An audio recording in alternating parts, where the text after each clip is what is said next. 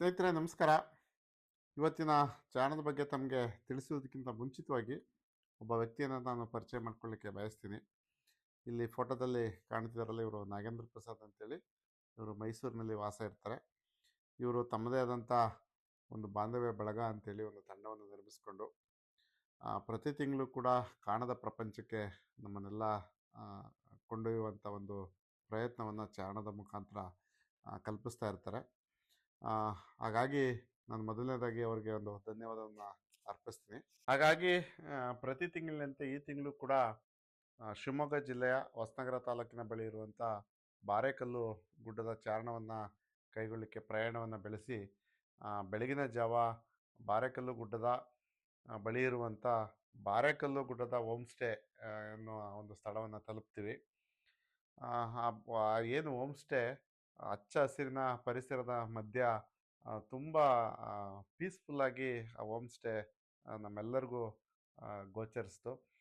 ತುಂಬ ಖುಷಿಯಿಂದ ಲವಲವಿಕೆಯಿಂದ ನಾವೆಲ್ಲರೂ ಕೂಡ ನಮ್ಮ ಲಗೇಜನ್ನು ಹೊತ್ತು ಒಳ ಪ್ರವೇಶಿಸಲಿಕ್ಕೆ ಪ್ರಯತ್ನ ಮಾಡ್ತೀವಿ. ಒಳ ಹೋದಂಥ ಸಂದರ್ಭದಲ್ಲಿ ಅದರ ಅನುಭವವನ್ನು ಕೂಡ ನಾನು ತಮಗೆ ಪರಿಚಯ ಮಾಡ್ಕೊಳ್ಳಿಕ್ಕೆ ಬಯಸ್ತೀನಿ. ನೋಡಿ, ಹಳೆಯ ಏನು ಹಿಂದಿನ ಕಾಲದ ವಾತಾವರಣ ಏನಿತ್ತು, ಆ ವಾತಾವರಣ ಒಳ ಹೋಗ್ತಿದ್ದಂತೆ ನಮಗೆ ಸ್ವಾಗತವನ್ನು ಬಯಸುತ್ತೆ. ಅಲ್ಲಲ್ಲಿ ಹಿಂದಿನ ಕಾಲದ ಏನು ವಸ್ತುಗಳನ್ನು ಜೋಡಣೆ ಮಾಡಿದ್ದಾರೆ, ಮತ್ತು ತುಂಬ ಸ್ವಚ್ಛತೆಯಿಂದ ಕೂಡಿರುವಂಥ ಹೋಮ್ ಸ್ಟೇ. ಒಳಗಡೆ ಹೋದ ತಕ್ಷಣ ನಮ್ಮ ಹೆಣ್ಮಕ್ಳಂತೂ ಆ ಗೇಮ್ಸ್ ಎಲ್ಲ ನೋಡಿ ತುಂಬ ಖುಷಿಪಟ್ಟು ಒಂದು ನಿಮಿಷ ಗೇಮ್ಸನ್ನು ಆಡ್ತಾರೆ. ಅದಾದ ನಂತರ ತಿಂಡಿಯನ್ನು ಸವಿದು ನಾವು ಚಾರಣವನ್ನು ಕೈಗೊಳ್ಳಲಿಕ್ಕೆ ಬಂದಿರುವಂಥ ತಂಡದ ವೈಯಕ್ತಿಕ ಪರಿಚಯವನ್ನು ಮಾಡಿಕೊಂಡು ಅಲ್ಲಿಂದ ನಾವು ಚಾರಣವನ್ನು ಕೈಗೊಳ್ಳಲಿಕ್ಕೆ ಪ್ರಾರಂಭಿಸಿದ್ವಿ. ಬನ್ನಿ, ಆ ಚಾರಣದ ಬಗ್ಗೆ ಹೋಗ್ತಾ ತಮಗೆ ಪರಿಚಯವನ್ನು ಮಾಡಿಕೊಳ್ಳಿಕ್ಕೆ ಬಯಸ್ತೀನಿ. ನಮಸ್ಕಾರ. ಶಿವಮೊಗ್ಗ ಡಿಸ್ಟಿಕ್ ಹೊಸನಗರ ತಾಲೂಕು ಬಾರೇಕಲ್ಲು ಅಂತೇಳಿ ಒಂದು ಫಾರೆಸ್ಟ್ ಒಳಗಡೆ ಟ್ರೆಕ್ ಮಾಡಲಿಕ್ಕೆ ಪ್ರಾರಂಭಿಸಿದ್ವಿ. ದಟ್ಟವಾದ ಅರಣ್ಯ ಪ್ರದೇಶ. ಬನ್ನಿ, ಹೋಗ್ತಾ ಪ್ರಕೃತಿಯನ್ನು ಸೆರೆ ಹಿಡಿದು ತಮಗೆ ಹಂಚ್ಕೊಳ್ಳಿಕ್ಕೆ ಬಯಸ್ತೀನಿ.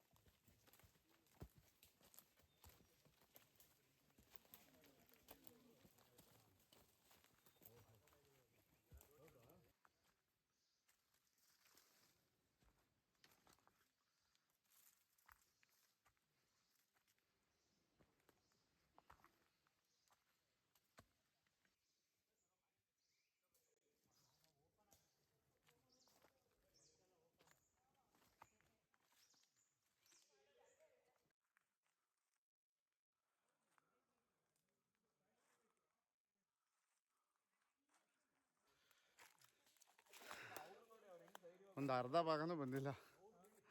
ಎಷ್ಟು ಬೆವರು ಬರ್ತೀವಿ ನೋಡಿ. ನಾವು ಎಷ್ಟು ವಾಕ್ ಮಾಡಿದ್ರು ಈ ಬೆವರು ಕಾಣಲಿಕ್ಕೆ ಸಾಧ್ಯ ಇಲ್ಲ. ಅಷ್ಟೊಂದು ಬೆವರಿದೆ. ಮತ್ತು ತಂಪಾದ ವಾತಾವರಣ, ದಟ್ಟವಾದ ಅರಣ್ಯ ಪ್ರದೇಶ. ಇಲ್ಲಿ ಒಳಗಡೆ ಪ್ರವೇಶಿಸಿದ್ರೆ ಗೈಡ್ ಇಲ್ಲ ಅಂತಂದರೆ ನಾವು ಯಾವ ಭಾಗದಲ್ಲಿ ಹೋಗ್ತಿದ್ದೀವಿ, ಎಲ್ಲಿ ಹೋಗ್ತಿದ್ವಿ, ರಸ್ತೆ ಅಂತೂ ಇಲ್ಲವೇ ಇಲ್ಲ. ಗೈಡ್ ಅವರು ಅದನ್ನು ರಸ್ತೆ ಮಾಡ್ತಾ ನಮ್ಮನ್ನೆಲ್ಲ ಕರ್ಕೊಂಡು ಹೋಗ್ತಾ ಇದ್ದಾರೆ. ಒಂದು ದೊಡ್ಡ ಬಂಡೆ. ಏನದ ಬಂಡೆ? ಹಾಂ, ಎತ್ಕಲ್ ಹೋರ್ಗಲ್ ಕೋಣಗಲ್ ಅಂತ ಹಿಂದೆ ಶಿವಪ್ಪನಾಯಕನ ಕಾಲದಲ್ಲಿ ಅವೆರಡು ಕುಸ್ತಿ ಮಾಡಾಕ ಮಧ್ಯೆ ಕೋಣ ಬಂದು ಬಿಡಿಸಿದ್ದ. ಲೋಕಲ್ ಗೈಡ್ ಪ್ರಕಾರ ಅದು ಎತ್ತು, ಇದು ಕೋಣ, ಅದು ಓರಿ. ಎತ್ತು ಮತ್ತು ಓರಿ ನಡುವೆ ಕಾಳಗ ಬಿದ್ದಂಥ ಸಂದರ್ಭದಲ್ಲಿ, ಇನ್ನೇನು ಬಂಡೆಯಿಂದ ಕೆಳಗಡೆ ಉರುಳುವಂಥ ಸಂದರ್ಭದಲ್ಲಿ ಕೋಣ ಬಂದು ಅವೆರಡನ್ನು ಜಗಳವನ್ನು ಬಿಡಿಸಿ ಆ ಕಡೆ ಈ ಕಡೆ ಮಾಡಿದಂಥ ಸಂದರ್ಭ. ಇದೊಂದು ಕಲ್ಲಾಗಿ ಇಲ್ಲಿ ನೆಲೆ ನಿಂತಿದ್ದಾವೆ ಅಂತ ಪುರಾತನ ಇತಿಹಾಸ. ಇದು ಕೆಳದಿ ಶಿವಪ್ಪ ನಾಯಕರ ಆಡಳಿತಾವಧಿಯಲ್ಲಿ ಇದು ನಡೆದಿರುವಂಥ ಒಂದು ಇತಿಹಾಸ. ಮತ್ತು ಈ ಕಲ್ಲು ಏನು ಒಂದು ಸಣ್ಣ ಕಲ್ಲಿನ ಮೇಲೆ ನಿಂತಿದೆ ನೋಡಿ.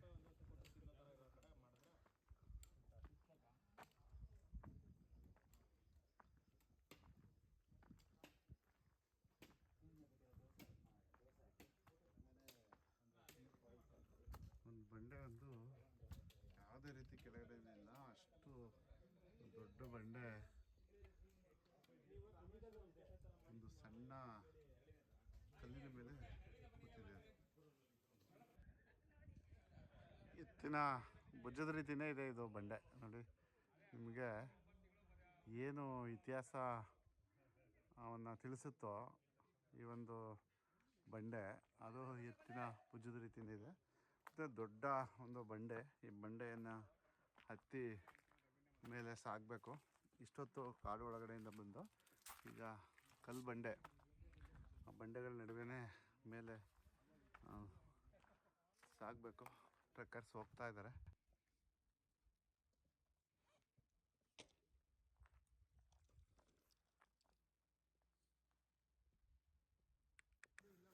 ಕೋಟೆ ಹತ್ತತ್ರ ಬಂದಿದ್ದೀವಿ ನೋಡಿ. ಕೋಟೆ ಕಟ್ಟುವಂಥ ಕಾಲದಲ್ಲಿ ಮೇಲ್ಗಡೆ ಒಳ್ಕಲ್ಲನ್ನು ನಿರ್ಮಾಣ ಮಾಡಿ ಇಲ್ಲೇ ವಾಸ್ತುವನ್ನು ಹೂಡಿ ಆ ಕೋಟೆಯನ್ನು ಕಟ್ತಿದ್ದಂಥ ಒಂದು ಮಾಹಿತಿ ಕೂಡ ಇಲ್ಲಿ ಸಿಗುತ್ತೆ.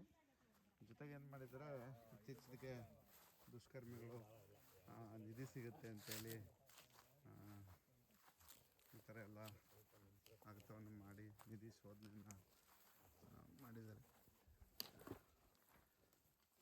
ಹೇಳಿ ಕೇಳಿ ಇತಿಹಾಸದಲ್ಲಿ ಗೊತ್ತಿರೋಂಗೆ ರಾಜ ಮಹಾರಾಜರು ಯುದ್ಧಗಳ ಸಂದರ್ಭದಲ್ಲಿ ತಮ್ಮ ಆಭರಣ ಒಡವೆ ವೈಡೂರ್ಯಗಳನ್ನು ಬಚ್ಚಿಡ್ತಿದ್ರು ಅಂತ ನಮಗೆ ಇತಿಹಾಸದಲ್ಲಿ ತಿಳಿದಿದ್ದೀವಿ. ಅದನ್ನು ಮಾಹಿತಿಯಾಗಿ ಇಟ್ಕೊಂಡು ಕೆಲವು ದುಷ್ಕರ್ಮಿಗಳು ಇಂಥ ಒಂದು ನಿಧಿ ಶೋಧನೆಗೆ ಪ್ರಯತ್ನವನ್ನು ಮಾಡಿದ್ದಾರೆ ನೋಡಿ. ಇತ್ತೀಚೆಗೆ ಕೂಡ ದೊಡ್ಡ ಒಂದು ಹಲವನ್ನು ತೆಗೆದು ನಿಧಿಗೆ ಪ್ರಯತ್ನವನ್ನು ನಡೆಸಿದ್ದಾರೆ ಅನ್ನೋದು ಇಲ್ಲಿನ ಸ್ಥಳೀಕರ ಮಾಹಿತಿ. ಮತ್ತು ನಮಗೂ ಅದು ಗೋಚರಿಸುತ್ತೆ. ಬನ್ನಿ ಕೋಟೆಯನ್ನು ನೋಡಲಿಕ್ಕೆ ಮುಂದೆ ಸಾಗೋಣ. ಇಷ್ಟು ತುತ್ತ ತುದಿಯಲ್ಲಿ ಕೋಟೆಯನ್ನು ನಿರ್ಮಾಣ ಮಾಡ್ಕೊಂಡು ಸಾಮ್ರಾಜ್ಯವನ್ನು ಆಳ್ತಿದ್ದಂಥ ಸಂದರ್ಭಗಳು ನಮ್ಮ ಕರ್ನಾಟಕದಲ್ಲಿ ಇದೆ ಅನ್ನೋದಕ್ಕೆ ಇದೆಲ್ಲ ಪುರಾವೆಗಳು ನೋಡಿ. ಕೋಟೆ ಎಂಟ್ರಿ ಆಗಿದ್ವಿ ನೋಡಿ. ಕೋಟೆ ಸುತ್ತ ಕಂದಕ ಇದು. ಏನು ಒಳಗಡೆ ಯಾರೂ ಕೂಡ ಬರಬಾರ್ದು ಅಂಥೇಳಿ ರಾಜ್ಯ ಆಳ್ತಿದ್ದಂಥ ರಾಜ ಮಹಾರಾಜರು ತಮಗೆ ಯಾವುದಾದ್ರೂ ಆಪತ್ತು ಬಂದಂಥ ಸಂದರ್ಭದಲ್ಲಿ, ಯುದ್ಧಗಳಲ್ಲಿ ಸೋತಂಥ ಸಂದರ್ಭದಲ್ಲಿ ಅಥವಾ ಸೋಲನ್ನು ಕಾಣುವಂಥ ಸಂದರ್ಭದಲ್ಲಿ ತಮ್ಮ ಅರಮನೆಯನ್ನು ತೊರೆದು ಇಂಥ ಕಡೆ ಬಂದು ನೆಲೆಸುವಂಥ ಒಂದು ಪರಿಪಾಠ ಇಲ್ಲಿ ನಮಗೆ ಗೊತ್ತಾಗ್ತಾ ಇದೆ ನೋಡಿ. ಕೋಟೆ ಇಲ್ಲಿ ಹತ್ತಲಿಕ್ಕೂ ಸಾಧ್ಯವಾಗದ ರೀತಿ ಅವರು ನಿರ್ಮಿಸ್ಕೊಂಡು ಸೇನೆ ಸುತ್ತ ಕಾವಲಿದ್ದು ಒಳಗಡೆ ಕೋಟೆಯನ್ನು ರಕ್ಷಿಸುವಂಥ ಮತ್ತು ಒಳಗಡೆ ಇರುವಂಥ ರಾಜ ಮಹಾರಾಜರುಗಳನ್ನು ಕಾಪಾಡುವಂಥ ಒಂದು ಕೋಟೆ. ಇಷ್ಟು ತುತ್ತ ತುದಿಯಲ್ಲಿ ಅವತ್ತಿನ ಶ್ರಮಿಕರು ಕೋಟೆಗಳನ್ನು ನಿರ್ಮಿಸಿರ್ಬೋದು ಅನ್ನೋದನ್ನು ನಾವು ಯೋಚನೆ ಮಾಡಬೇಕು. ಇವತ್ತು ಎಲ್ಲ ಯಾಂತ್ರೀಕೃತವಾದ ಬದುಕು. ಅಂಥ ಬದುಕುಗಳ ನಡುವೆ ಯಂತ್ರಗಳನ್ನು ಬಳಸಿ ನಾವು ಕಟ್ಟಡಗಳನ್ನು ನಿರ್ಮಿಸ್ತೀವಿ. ಆದರೆ ಅವತ್ತು ಬರೀ ಮಾನವ ಇಷ್ಟೊಂದು ಎತ್ತರದಲ್ಲಿ ಕೋಟೆ ಕಟ್ಟಡಗಳನ್ನು ನಿರ್ಮಿಸಿದ್ದಾರೆ ಅಂತಂದರೆ ನಿಜಕ್ಕೂ ಅದು ದೈವಶಕ್ತಿನೇ ಅಂತ ನಾವು ಪರಿಭಾವಿಸ್ಬೋದು. ಬಾರೆಕಲ್ಲು ಕೋಟೆ ಮೇಲೆ ಇವಾಗ ನಿಂತಿದ್ದೀವಿ ನೋಡಿ. ಇದೇ ಕಾಣ್ತಿದೆಯಲ್ಲ, ಇದೇ ಕೋಟೆ. ಕೋಟೆ ಸುತ್ತ ನಮಗೆ ಚಿತ್ರಣವನ್ನು ತೋರಿಸ್ಲಿಕ್ಕೆ ಬಯಸ್ತೀನಿ. ರಾಜ ಮಹಾರಾಜರು ತಮಗೆ ರಾಜ್ಯಭಾರವನ್ನು ಮಾಡುವಂಥ ಸಂದರ್ಭದಲ್ಲಿ, ಆಪತ್ತನ್ನು ಒದಗಿ ಬಂದಂಥ ಸಂದರ್ಭದಲ್ಲಿ ಅಥವಾ ಯುದ್ಧದಲ್ಲಿ ಸೋಲುವಂಥ ಸಂದರ್ಭದಲ್ಲಿ ಇಂಥ ಗುಪ್ತವಾದ ಸ್ಥಳಗಳಲ್ಲಿ ಕೋಟೆಯನ್ನು ನಿರ್ಮಿಸ್ಕೊಂಡು ಅಲ್ಲಿ ರಕ್ಷಣೆಯನ್ನು ಪಡೆಯುವಂಥ ಪರಿಪಾಠ ನಾವು ಇತಿಹಾಸದಲ್ಲಿ ಓದಿದ್ವಿ. ಅದನ್ನು ಪ್ರತ್ಯಕ್ಷವಾಗಿ ಇವಾಗ ನೋಡ್ತಾ ಇದ್ದೀವಿ, ತಮಗೂ ತೋರಿಸ್ಲಿಕ್ಕೆ ಬಯಸ್ತೀನಿ. ಕೆಳದಿಯ ಶಿವಪ್ಪ ನಾಯಕ ಅವರು ನಿರ್ಮಿಸಿರುವಂಥ ಕೋಟೆ ಅಂತೇಳಿ ಇಲ್ಲಿಯ ಸ್ಥಳೀಕರು ನಮಗೆ ಅದನ್ನು ಹೇಳಿದ್ದಾರೆ. ಇದರ ಮೇಲೆ ನಿಂತಹ ಸಂದರ್ಭದಲ್ಲಿ ಸುತ್ತ ಅರಣ್ಯದ ಸೌಂದರ್ಯವನ್ನು ನೋಡಲಿಕ್ಕೆ ಸಾಧ್ಯ. ಜೊತೆಗೆ ಇಲ್ಲೇನಾಗಿದೆ ಅಂತಂದರೆ ಇವತ್ತಿಗೂ ಕೂಡ ನಿಧಿಯನ್ನು ಶೋಧನೆ ಮಾಡುವಂಥ ಪರಿಪಾಠ ದುಷ್ಕರ್ಮಿಗಳಿಂದ ನಡೀತಾ ಇದೆ. ಯಾಕೆಂತಂದರೆ ರಾಜ ಮಹಾರಾಜರು ಯುದ್ಧದಿಂದ ಸೋಲನ್ನು ಅನುಭವಿಸುವಂಥ ಸಂದರ್ಭದಲ್ಲಿ ಅವರು ತಮ್ಮ ಏನು ಒಡವೆ ವೈಡೂರ್ಯಗಳನ್ನು ತಂದು ಇಂಥ ಒಂದು ಕೋಟೆಗಳಲ್ಲಿ ಬಚ್ಚಿಡುವಂಥ ಪದ್ಧತಿ ಇತ್ತು ಅಂತೇಳಿ ಕೂಡ ನಾವು ಇತಿಹಾಸದಲ್ಲಿ ಓದಿದ್ವಿ. ಅದು ನಿಜವೂ ಕೂಡ. ಅದಕ್ಕಾಗಿ ಇವತ್ತಿಗೂ ಕೂಡ ಹಲವು ಕಡೆ ಈ ನಿಧಿಯ ಶೋಧನೆಯನ್ನು ಮಾಡ್ತಾ ಇದ್ದಾರೆ. ಅದನ್ನು ಕೂಡ ತಮಗೆ ತೋರಿಸ್ಲಿಕ್ಕೆ ಬಯಸ್ತೀನಿ. ಬನ್ನಿ. ತುತ್ತ ತುದಿಯಲ್ಲಿದ್ದೀವಿ. ಸೌಂದರ್ಯ ಕಾಣ್ತಾ ಇದೆ. ಜೊತೆಗೆ ನಾವು ಇದೇ ಕೋಟೆ ಮೇಲೆ ನಿಂತಿದ್ದೀವಿ. ಇದೇ ಕೋಟೆ. ಬಟ್ ಎಲ್ಲ ಗಿಡ ಮರಗಳು ಬೆಳೆದು ಇನ್ನೇನು ನಶಿಸುವಂಥ ಸಂದರ್ಭದಲ್ಲಿ ನೋಡಿ. ಈ ಕೋಟೆ ಭಾಗದಲ್ಲಿ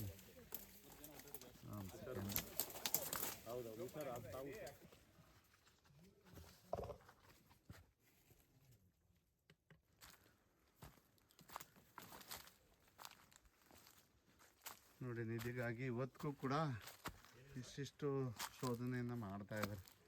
ಅಗದು ಸಿಗ್ತಿದೆಯೋ ಎಲ್ಲೋ ಗೊತ್ತಿಲ್ಲ. ಬಟ್ ನಿಧಿ ಅಂತೂ ಶೋಧಿಸ್ತಾ ಇದ್ದಾರೆ.